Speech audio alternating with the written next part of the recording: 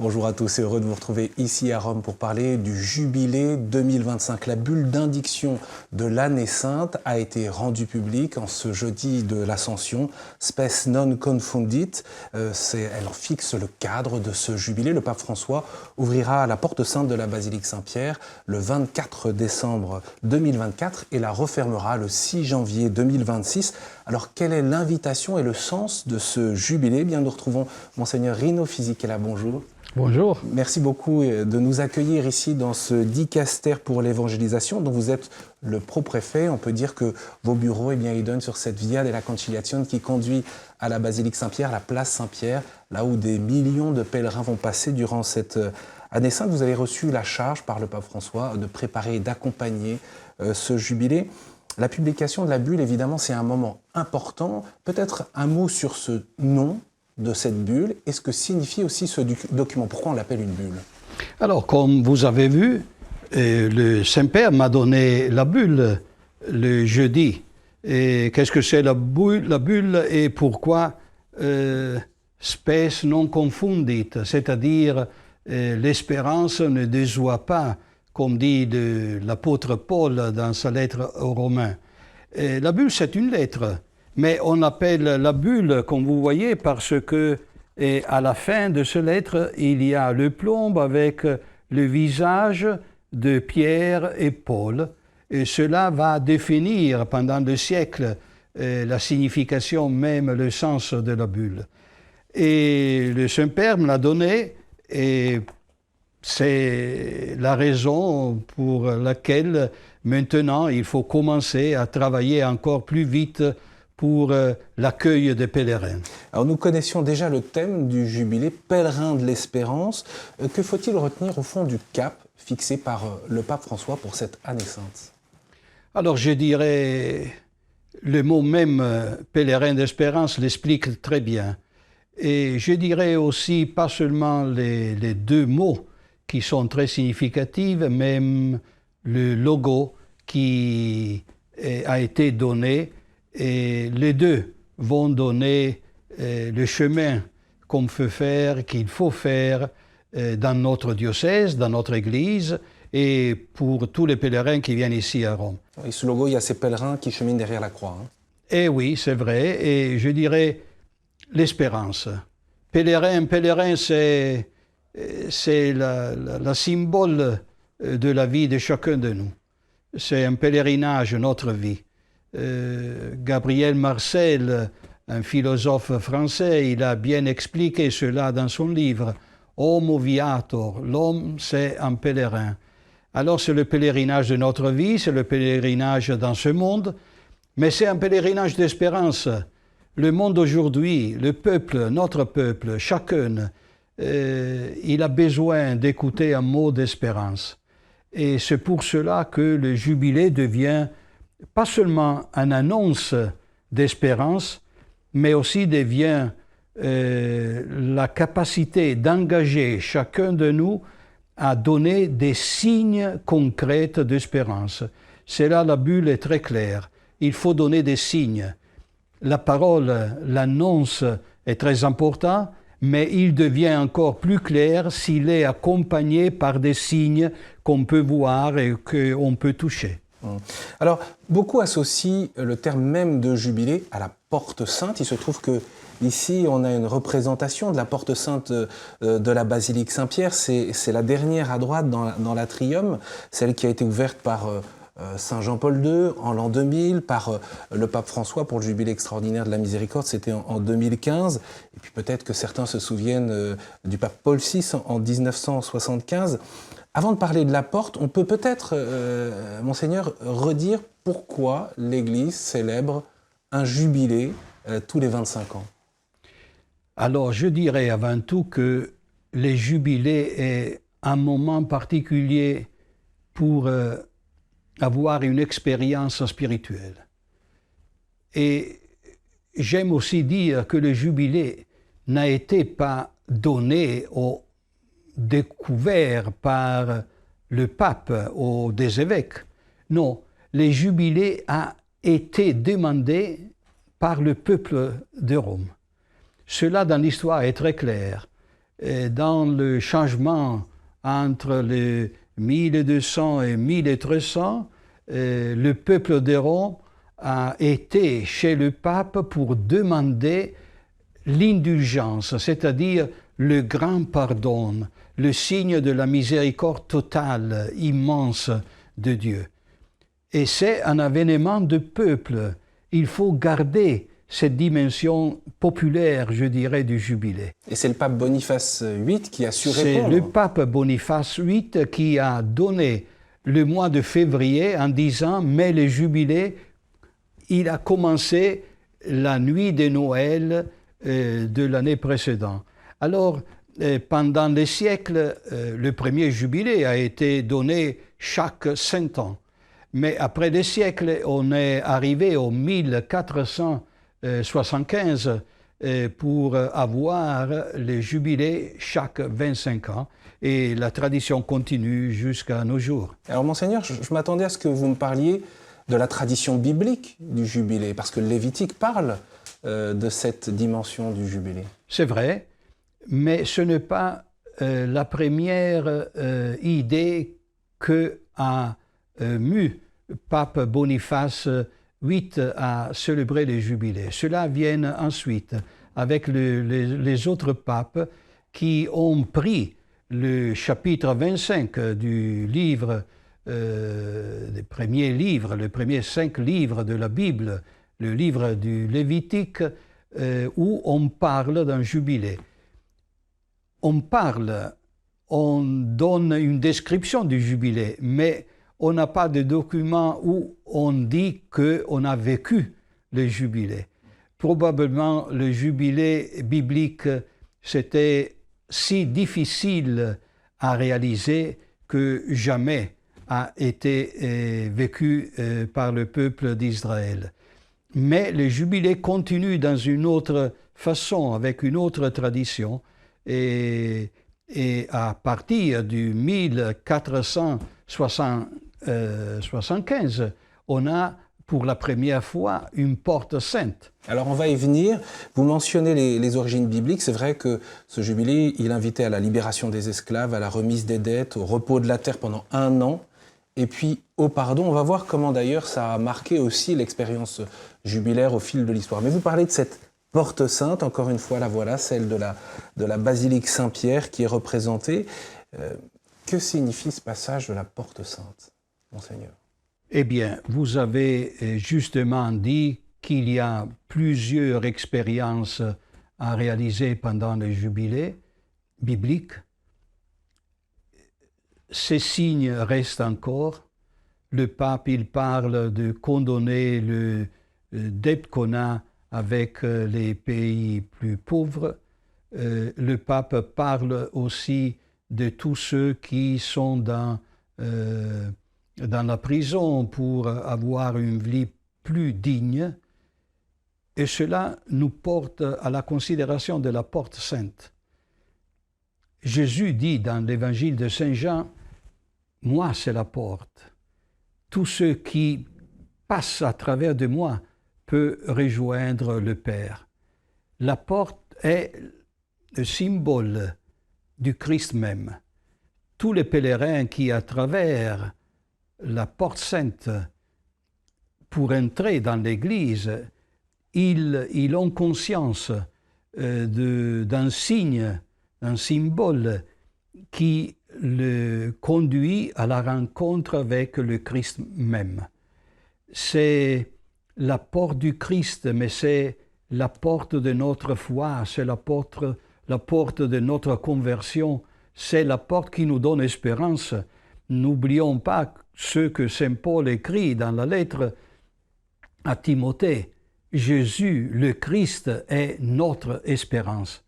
En traversant la porte sainte, on donne aussi à chacun qui le fait, on donne une annonce d'espérance parce que c'est la rencontre avec le Seigneur qui est notre espérance. C'est pas seulement une idée, il faut physiquement Absolument. Passer cette porte. Il faut le vivre, comme vous disiez, il faut le vivre, c'est-à-dire il faut toucher la porte. j'aime quand je vois les pèlerins qui touchent la porte. C'est le signe qu'ils ont compris la valeur même de la porte. Monseigneur, on sait que pendant le jubilé de l'an 2000, il y a eu des portes saintes à travers tous les continents. Pour le jubilé extraordinaire de la miséricorde, il y a eu des portes de la miséricorde dans des lieux très symboliques comme les prisons, les hôpitaux. Là, il y a un choix concrètement pour ce jubilé de l'année sainte. Je dirais, la porte sainte a une valeur particulière parce que la porte sainte reste fermée pour 25 ans. Elle est même murée de l'intérieur à Saint-Pierre. Elle est murée. Même la clé, vous le savez peut-être, mais la clé pour ouvrir la porte sainte est murée. On ne peut pas, chacun de nous connaît que la clé est à l'intérieur. Mais personne ne peut ouvrir la porte. Même le Saint-Père, il ne peut pas ouvrir parce que c'est muré. Alors, le symbolisme doit être gardé. On ne peut pas penser à une porte qui est toujours ouverte pour dire à partir de maintenant, pour un an, cela devient la porte sainte. Il n'y a pas de signification, il n'y a pas du sens. Alors, il faut garder les signes pour la valeur qu'ils ont. Mais, comme vous avez dit, les jubilés de la miséricorde, c'était autre chose.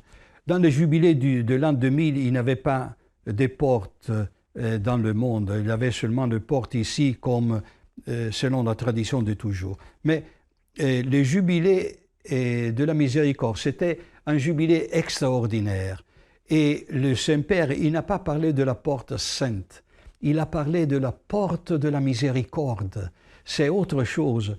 Le message qui devait arriver à ce moment-là, c'était que personne peut être nié la miséricorde. Et pour cela, on a ouvert une porte en disant « Entrez », parce que la miséricorde n'a pas de limite. Mais pour l'année 2025, il faut retrouver la force du symbole de cette porte sainte qui se trouve là, à Rome. Je dirais deux choses, comme le Saint-Père dit dans sa bulle. Alors, la porte sainte reste dans la tradition ici à Rome pour le pèlerin qui vient.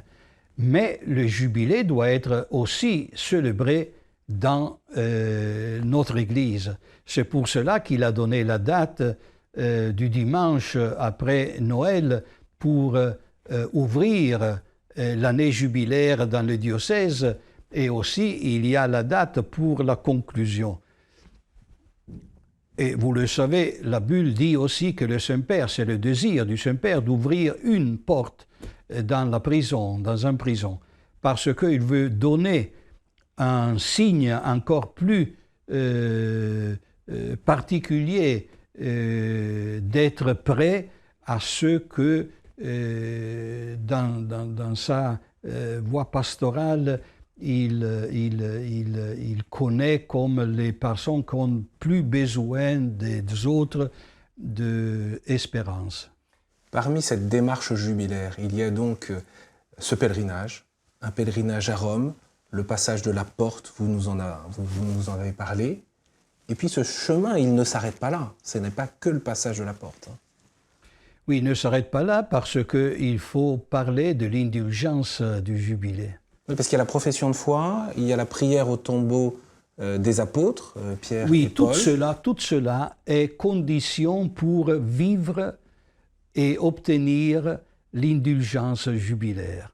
Alors, ce qui donne la vie dans la tradition, dans le 1300 au jubilé, au premier jubilé, c'est l'indiction de l'indulgence jubilaire. Alors, c'est pas toujours bien compris, l'indulgence, parce que parfois on a une perception, je dirais, un peu vieillotte qui est liée à des pratiques souvent de simonie, d'argent contre des sacrements ou des démarches de l'Église. C'est vrai, cela appartient à l'histoire, mais n'appartient pas à l'histoire originale de l'indulgence.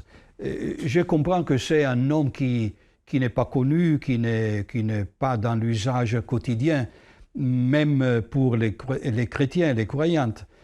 Mais, comme dit le Saint-Père, l'indulgence, juste au commencement, au 7e siècle, c'était synonyme de miséricorde. On peut parler indulgence et miséricorde dans le même sens. Alors, dans quelle façon obtenir cette miséricorde, vivre cette miséricorde? Alors, on demande d'aller en pèlerinage, on demande la célébration du sacrement de la réconciliation, on demande de prier, la profession de la foi, on demande un geste de charité, mais surtout on demande de vivre avec la conscience de notre limite, de notre péché et de la certitude du pardon et de la miséricorde totale de Dieu. Donc c'est une invitation à la conversion, au renouvellement spirituel? Mais je dirais, vous voyez, dans une culture comme la nôtre, qui est toujours plus technique, l'homme, il me semble-t-il, un petit peu étranger à soi-même. Et on ne connaît plus qui je suis. Il semble qu'il y a toujours une personne qui est partagée en soi-même. Parce que la technique semble donner toutes les espérances au pluriel que nous pensons d'avoir. Nous ne parlons pas des espérances au pluriel, nous parlerons de l'espérance au singulier. À cet homme, il faut donner la dignité même que 2 fois il a perdue. Il faut donner la vraie espérance en lui donnant soi-même. Il y a 35 grandes dates qui étaient déjà connues durant le jubilé. J'en cite quelques-unes. Le 24-26 janvier pour le jubilé du monde de la communication et des journalistes. Je prends les premiers 8-9 février, le jubilé des forces armées, de la police et des forces de sécurité. Le 16-18 février, jubilé des artistes. Ou encore le 21-23 février, le jubilé des diacres. Et il y en a beaucoup comme ça. Je mentionne particulièrement le jubilé des jeunes du 28 juillet au 3 août, une sorte de JMJ à Rome. Comment Rome va vivre au fur et à mesure de ces grands rassemblements? Mais je dirais avec enthousiasme, mais aussi avec un petit peu de préoccupation, parce qu'on attend beaucoup de jeunes, et c'est pour cela que l'enthousiasme, on se rappelle, tout le monde se rappelle le jubilé du 2000, quand à Rome on avait 2 millions de jeunes. Et si vous parlez avec tout le monde ici que vous rencontrez, ils vous diront le jubilé du 2000 à Tor Vergata. Alors, ça sera encore pour l'année prochaine. Les jubilés de jeunes, ça sera vécu dans la ville de Rome, bien sûr, pour une semaine. Mais la conclusion, la fête des jeunes, la célébration le samedi de la messe avec le Saint-Père, ça sera encore une fois dans ce quartier qui n'est plus le même du 2000, mais qui continue à être dans la mémoire de tout le monde la journée des jeunes. Donc Tor Vergata 25 ans après. Absolument. Et dans quel état d'esprit il faut venir, voilà, dans quel état d'esprit vous invitez les pèlerins ici à Rome tout au long de cette année sainte? Mais je dirais avant tout avec joie. La joie de tous ceux qui sont pèlerins. Ceux qui se fait pèlerin vit l'expérience de la joie de rejoindre le sanctuaire, de rejoindre la dimension même de son pèlerinage. Alors la joie, deuxièmement, je dirais, la joie de voir la beauté de l'expérience de foi dans une ville qui est belle. Vous voyez, qui s'est fait belle, parce qu'il y a beaucoup de travaux ces derniers mois aussi dans Rome. Oui, pour la rendre encore plus belle. Mais Rome, c'est un musée. On ne peut pas nier que Rome, c'est une ville, c'est un musée ouvert. Et même la pierre que vous avez dans la rue peut parler d'histoire, pas seulement de monuments, mais c'est la tradition. Alors, la beauté, pas seulement la beauté de notre monument, mais la beauté de notre foi, la beauté de notre tradition, la beauté de l'Évangile, la beauté de l'annonce de l'espérance, cela me semble que peut être une direction privilégiée pour l'annonce de l'Évangile. Vous avez tenu d'ailleurs, Monseigneur, à une dimension culturelle, justement, pour manifester aussi concrètement, par les yeux, par l'émerveillement, la beauté. C'est vrai, je peux vous dire deux choses. La première, comme dicaster, on est en train de préparer, et on a déjà célébré, on va célébrer maintenant une exposition qui, pour la première fois, on aura le Jésus crucifié de Salvador Dalí avec la relique de Saint Jean de la Croix qui a donné un esquisse auquel Dalí s'est inspiré pour son crucifix. On est toujours en relation avec l'ambassade de France près du Saint-Siège qui a préparé un programme culturel presque que chaque jour les pèlerins de France ou les pèlerins de langue française qui seront à Rome, ils peuvent avoir l'expérience spirituelle et aussi l'expérience culturelle. Oui, on sait qu'il y a une mobilisation pour accueillir aussi les pèlerins qui sont dans le besoin, qui n'auraient pas la possibilité de venir à Rome. Justement, qu'est-ce que vous aimeriez dire à ceux qui nous regardent, qui nous écoutent à travers le monde, que ce soit sur le continent africain, au Moyen-Orient, ou même en Europe, et qui se disent « je n'ai pas les moyens d'aller à Rome ». Ceux qui n'ont pas les moyens, mais ils ont le droit de venir aussi à Rome. Alors, on est en train d'expliquer à ceux qui peuvent, qui doivent aider ceux qui ne peuvent pas. Parce que l'expérience est une expérience universelle. Ce n'est pas une expérience pour une élite de personnes, mais comme je dis au commencement, c'est populaire. C'est le peuple qui doit être présent et c'est ceux qui peuvent, ceux qui ne peuvent pas, doivent être dans la condition de recevoir une aide par l'évêque, par les églises, par nous, mais le désir de vivre ce jubilé doit être accompli. On sait, Monseigneur, le contexte dans lequel se déroule ce jubilé, le contexte de guerre à travers le monde, de conflits, de tensions, d'injustice, de pauvreté. On n'oublie pas non plus que le pape François a lancé la préparation de cette année sainte dans un contexte de post-pandémie de Covid. Ces signes d'espérance auxquels le pape François appelle l'ensemble des fidèles, des baptisés, est-ce que cela peut transformer quelque chose dans notre monde? Est-ce que vous l'espérez? Mais l'annonce de l'espérance et les signes concrets avec lesquels les chrétiens et les croyants tous vont être engagés, cela devient, dans le petit, devient signe concret de réalisation d'espérance. Le témoignage de toute l'Église et de notre croyante peut devenir en concret l'instrument pour donner la paix, pas seulement dans le monde, mais dans notre vie quotidienne.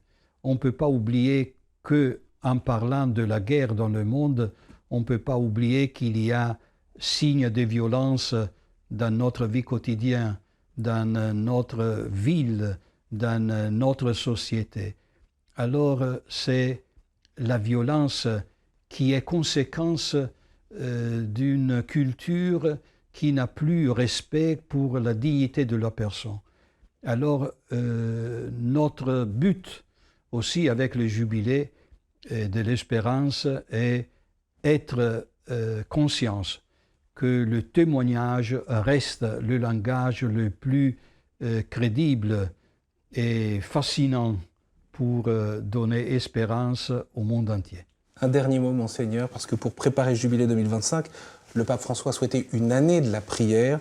Ce ne fut pas toujours simple de la vivre concrètement dans les diocèses, de la mettre en œuvre. Pour autant, quelle prière sollicitez-vous pour ceux qui nous regardent?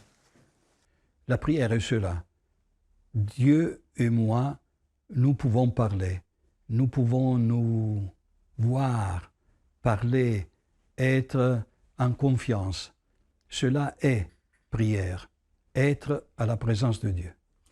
Merci infiniment de nous avoir accordé cet entretien, Monseigneur Rino Fisichella. Je redonne le site du Jubilé, où d'ailleurs tous les pèlerins sont invités personnellement ou en groupe à s'inscrire, jubileum2025.va, l'adresse s'affiche sur votre écran, et puis n'hésitez pas à revoir cet entretien sur le site de KTO, ktotv.com, tout comme la lecture, la publication, la lecture des extraits de la bulle d'indiction de ce jubilé de 2025 durant les vêpres de ce jeudi de l'Ascension ici à Rome. Merci beaucoup, Monseigneur, pour votre accueil ici. Merci à vos équipes, à l'équipe de Rhizoma mobilisée pour cet entretien, ainsi que l'équipe de KTO bien sûr, qui est mobilisée pour vous faire vivre et vous accompagner tout au long de cette année sainte qui démarrera donc le 24 décembre avec l'ouverture de la Porte Sainte par le pape François.